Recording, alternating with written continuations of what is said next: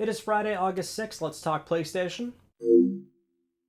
Hello everyone, welcome back. As we often like to do here, let's start with our PlayStation Plus reminder. The August games are live right now, so make sure you go download these or add them to your library.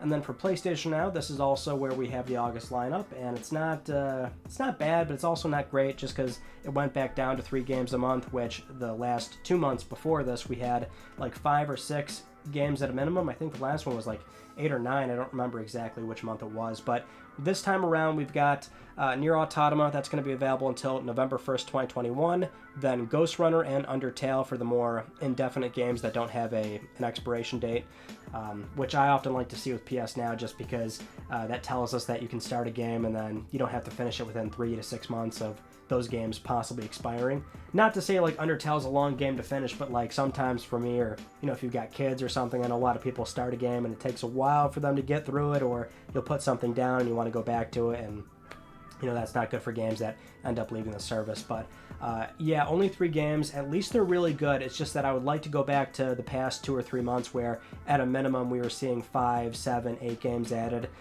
2 or 3 of those have those expiration dates, but hopefully we'll get back to that soon. Anyway, moving on to our first story. If you remember last week, we talked about PS5 beta firmware 2.0, and that was a laundry list of features that we went over because, it's a new console. We're kind of expecting a lot of changes over the years, but one thing that we didn't cover at the last minute was beta invites going out for PS4 as well, and that's firmware 9.0.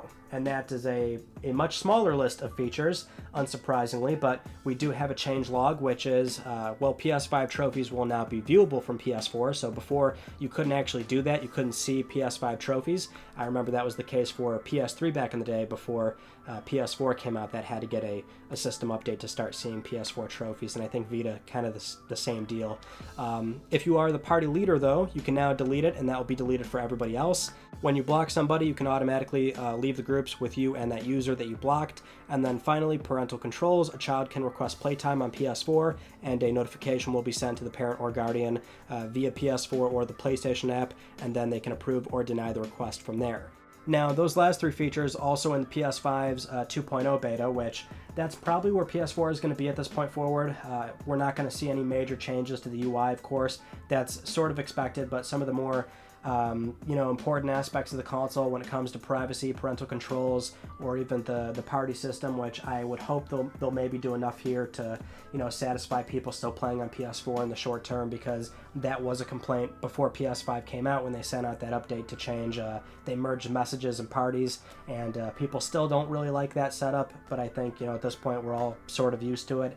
It's just, those aspects will continue to see some small quality of life improvements, but for the most part, PS4 is probably going to be done within the next 1.5 years, 2 years outside of these little changes. For our next news story, do you remember the Sony Interactive Entertainment subsidiary called ForwardWorks?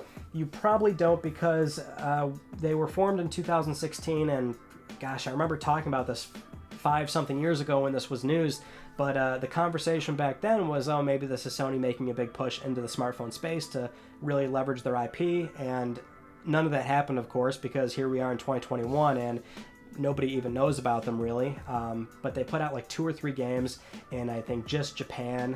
One of them was Everybody's Golf, so that's one, well-known PlayStation IP that they did try to do. But essentially what's happening here is that their parent company is changing to Sony Music, so they're no longer under Sony Interactive.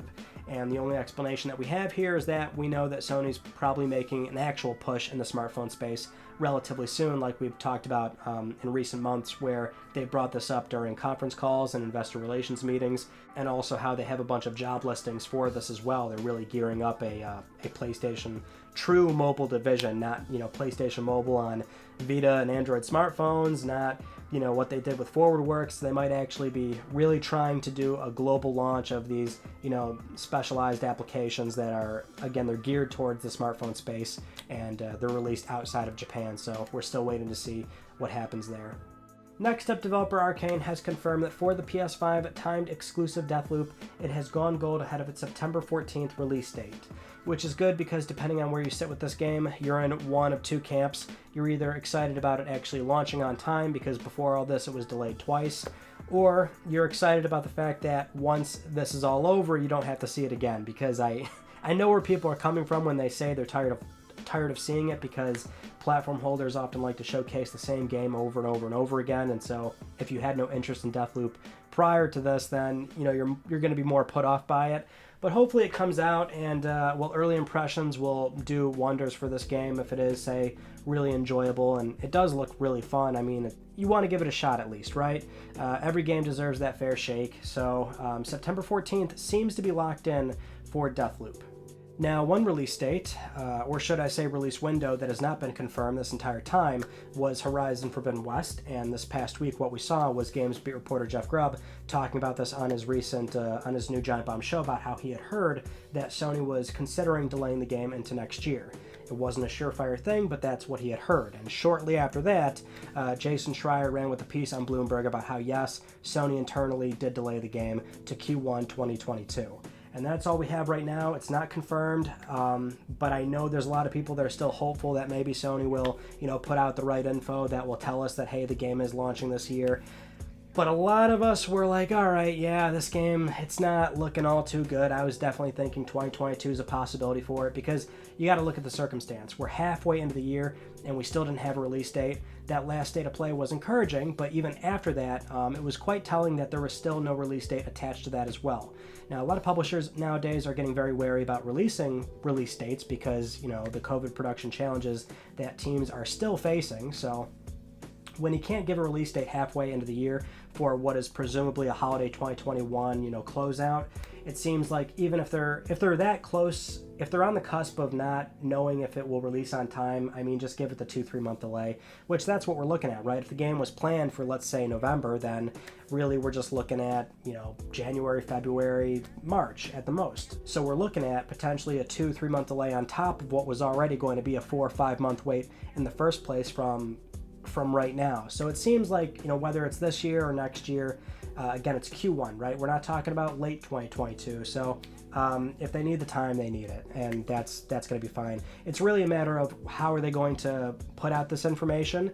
Is it for this, September showcase event that people are once again theorizing because, we didn't really have much for August or July outside of that, kind of meaty state of play, but even that was not really what people were looking for, of course. So whether it's in September, a separate PS blog post, maybe a new development update with a trailer to kind of soften the blow, but they got to talk about it soon enough.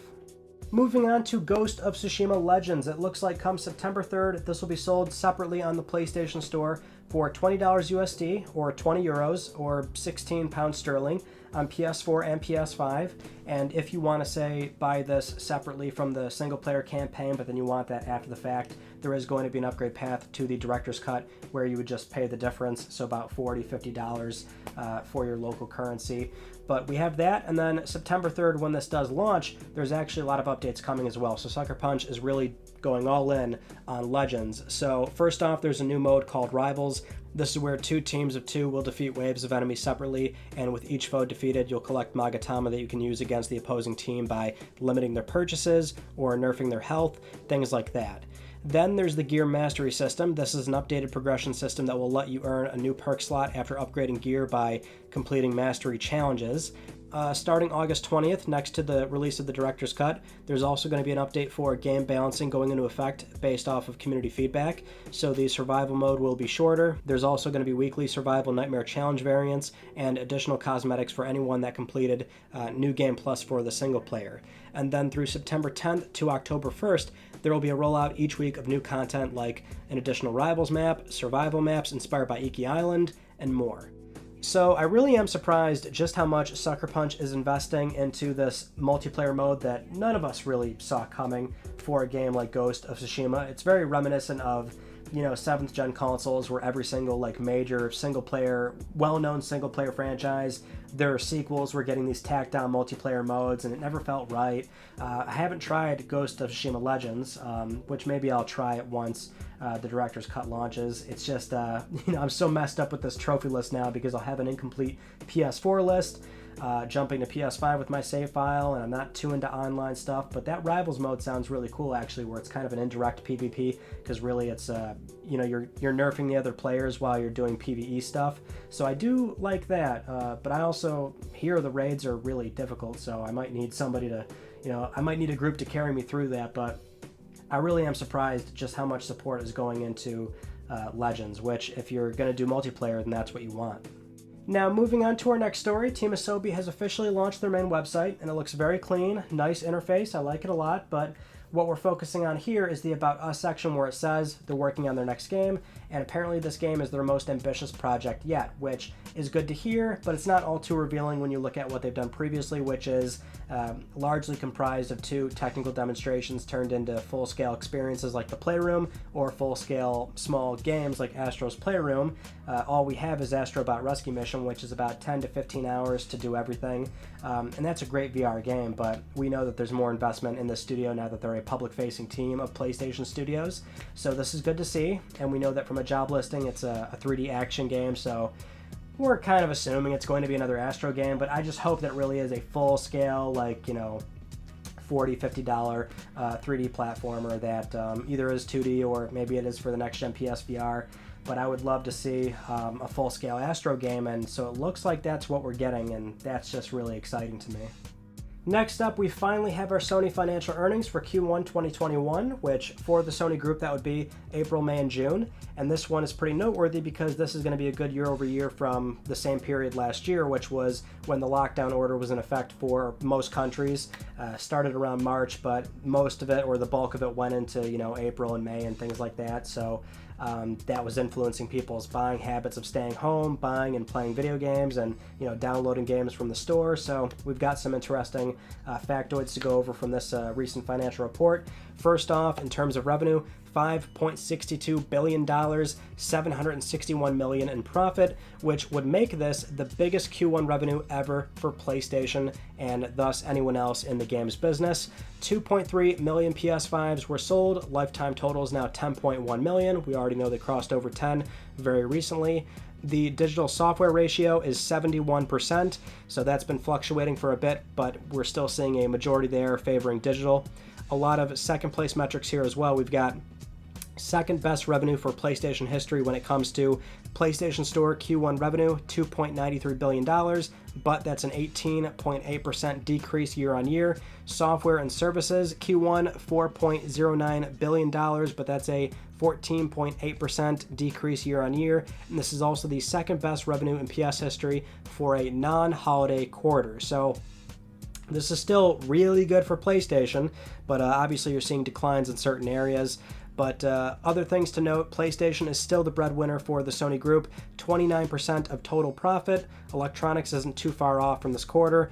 What's interesting is the breakdown of revenue source. So the other category is largely PSVR, accessories, but also PC and Xbox releases. This saw a 90% year-on-year growth, and I can assure you a hefty portion of that is indeed the very profitable PC ports and also MLB shipping on Xbox. It's still a small chunk of the total pie, which is dominated by digital software and PSN transactions, but year-on-year growth is always an important metric for new initiatives. Now, for PlayStation Plus and monthly active users, this was actually down.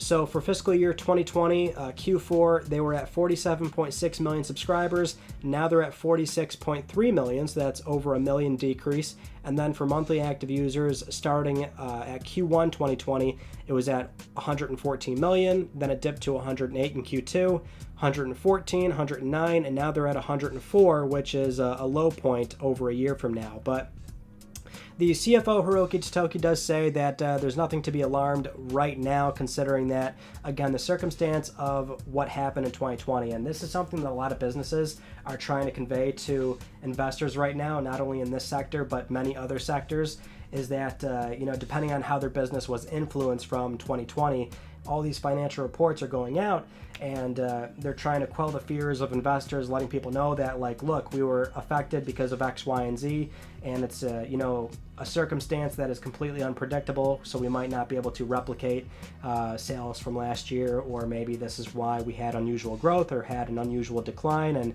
now we had a lot of investment on starting our business back up again. So that's kind of what's happening here, is that Sony's saying that, well, a lot of people were at home subscribing to PS Plus, buying games at home.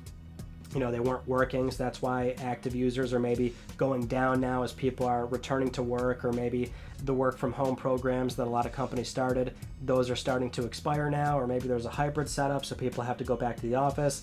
There's a number of factors at play here, but that's essentially what the CFO is getting at, is that there's no one contributing factor for a decline in active users or PS Plus subscribers. So we'll keep watching these numbers and see how they pan out as PS5 consoles continue to flow into the market. Now, the good news here is our next news story, which is the CFO Hiroki Totoki did say they have secured the chipsets necessary to make the amount of PS5s that they want to make this year, which by the end of March 31st, 2022, for the entire fiscal year, they wanted to manufacture about 14.8 million consoles for a total of 22.6 million in the install base in about 18 months. And well, this was a forecast before, so we knew these numbers, but now we know for a fact that this is locked in. Sony has secured those chipsets. That's how many PS5s they're going to make. And in all likelihood, a lot of these consoles are probably going to sell. I can't see a situation where demand is going to be comfortably met by that point, at least here in North America. And I'm sure many other territories, they still go pretty quickly. And for Sony, that's a good thing, because they also confirm that they are now, in fact, turning a profit on the $499 disc-based console, which that was something we also talked about in the last financial report, is that they were getting very close to that machine being profitable, which did not take very long at all from actually launching this thing. So hardware revenue will continue to be a small part of the overall revenue slice, but still going to be beneficial, of course. The digital console will continue to lose money for now because of that $100 difference. I'm still surprised that it's a $100 difference, but anyway, going into our next news story, PS4, we also found out that for this quarter it sold 500,000 units, bringing the lifetime total up to 116.4 million. So it's really starting to taper off now, and I'm really starting to question if it will. I mean, it should, but will it surpass the original Game Boy? That's next on the platform total here, where the original Game Boy did 118.6 million. So if we're looking at 500,000 a quarter, which it's only going to get lower from here, and that means we're potentially looking at years to surpass the original Game Boy, and as more PS5s, become available, I'm just not sure. I mean, they should. It's close enough, but we'll see. Obviously, PS4 is the outgoing platform, so we really shouldn't expect too much here. But 500,000 for the last 3 months, and it's probably going to top off very close to the original Game Boy, if not a little bit over. Next up, we've got a lot of rumors regarding the next generation PlayStation VR, and it's all sounding really good so far. This started on August 3rd with Richard Ledbetter of Digital Foundry mentioning on their podcast that, briefly saying that they've seen leak specs, and also not leak specs, saying that right now it's looking even better. And then on August 4th, PSVR Without Parole posted a video talking about how there was a private conference to brief developers about the headset, which Upload VR then independently confirmed that yes, this conference did take place. And so we've got a number of different things being listed off here, like, well, first off, the specs, which I think we've been over this before, but 4,000 by 2040, so 2,000 by 240 per eye, with eye tracking support for foveated rendering.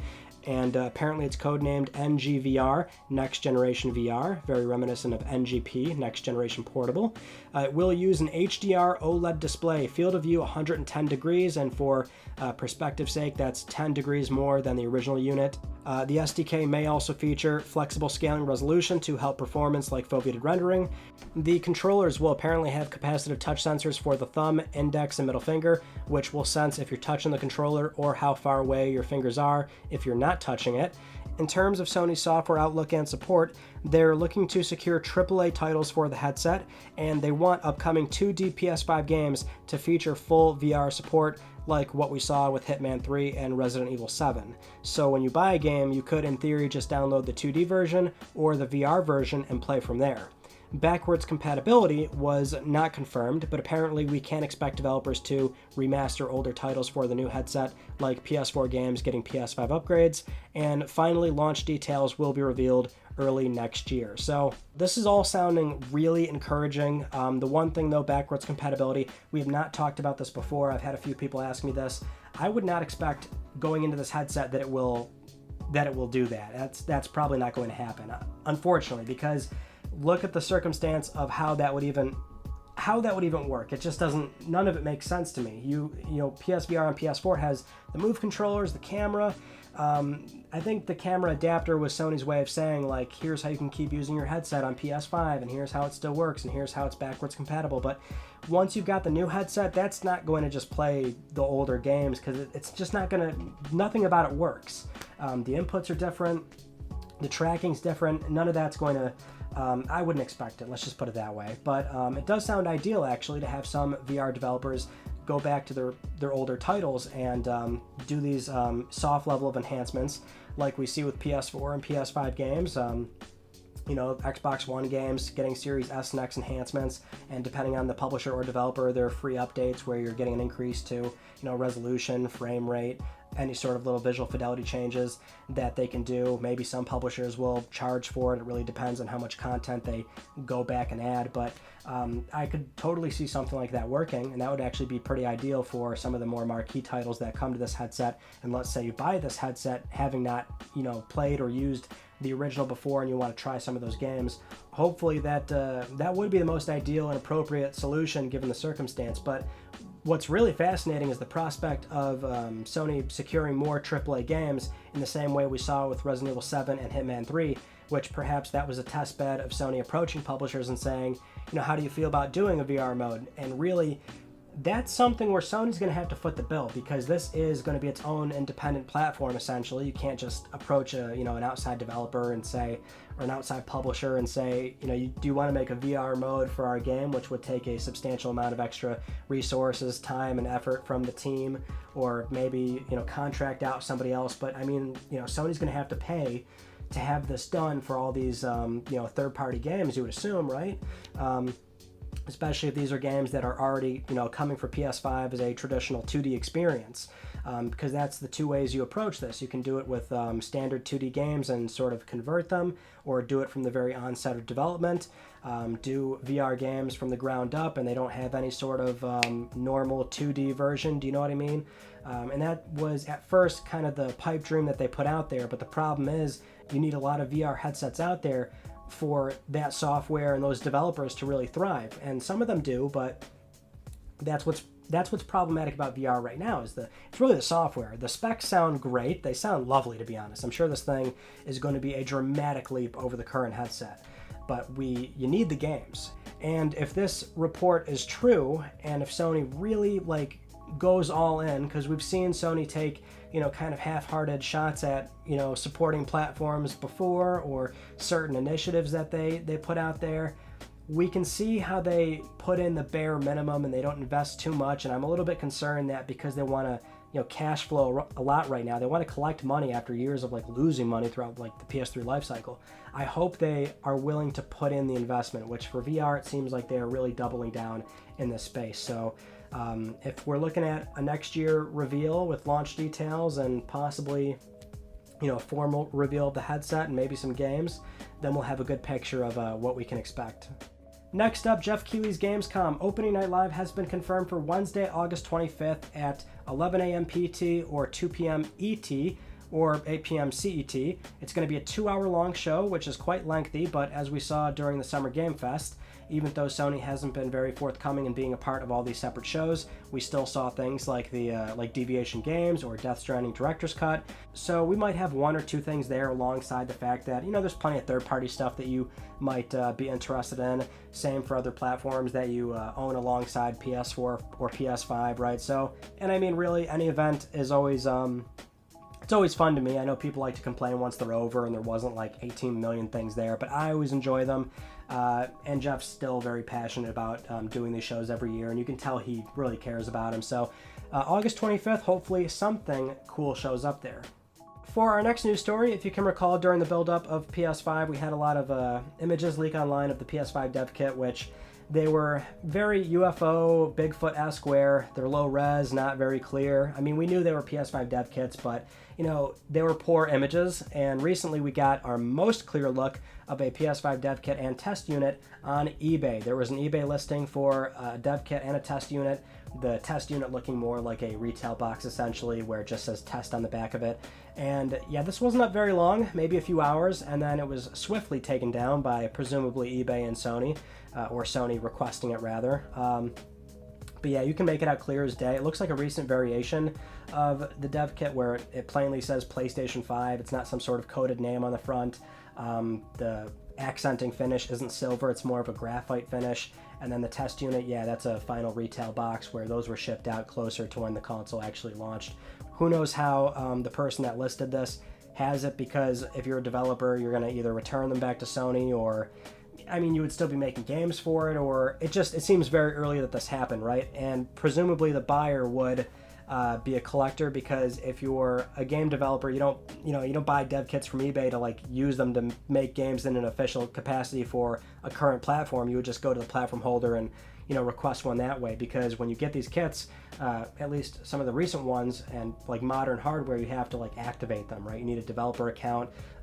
It's an online check-in. That's how you can make games today on these platforms. But whoever would have bought this for what would have been like easily in the 5-figure plus range by the time the auction was over, they would have probably just been for collecting this or for history's sake, right? And this would have been a fine piece to add to a collection, but not gonna happen, at least not anytime soon. But maybe in like 20 years we'll start seeing these pop up online, and then you know, if we're still doing this show, that would be fun to talk about.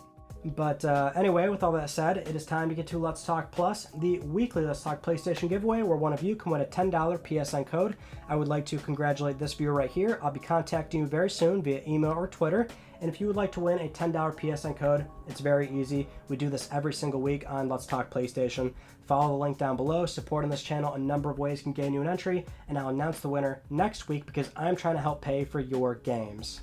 Those are all the stories that I want to talk about with you all from this past week. Our Tuesday video was a PS Studios update on everything that's going on throughout PS Studios. Every first-party developer, the partner studios, rumors, confirmed games. A lot has changed since the last time we did a close look at every single studio, so go check that out for everything that you need to know there. And then this coming Tuesday, another video, but also we're waiting for the Blue Box Game Studios update to come out for that introduction trailer for the live experience application. There's still more theories and fans speculating and having wild dreams about what's going to happen. We're not touching that just yet until we have a better idea of what it actually is. So until then, that's it. That concludes this week's episode of Let's Talk PlayStation. I'm Ryan Benecki. Thank you all so much for talking with me, and I will see you all next Friday.